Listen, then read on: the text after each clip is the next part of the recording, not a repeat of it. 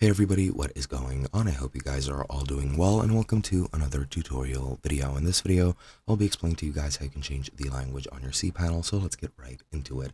Now, as you'll see, I am using the cPanel documentation because I myself do not have access to a cPanel account at the moment, so I'll just be using this. However, the process is very simple, so you guys should be able to just get everything.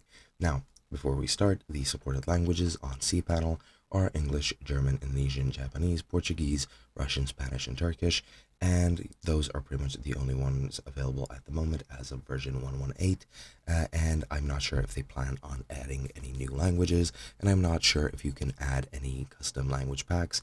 I'm pretty sure you can't. However, you might be able to get an add-on which does support other languages, so that's that.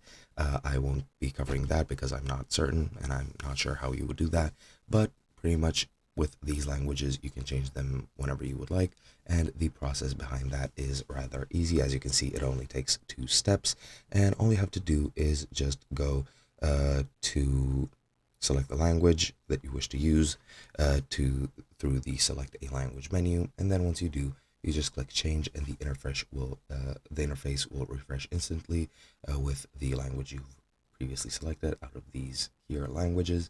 And yeah, that is pretty much all there is to it. Hope you guys enjoyed, and I'll be seeing you guys in another video.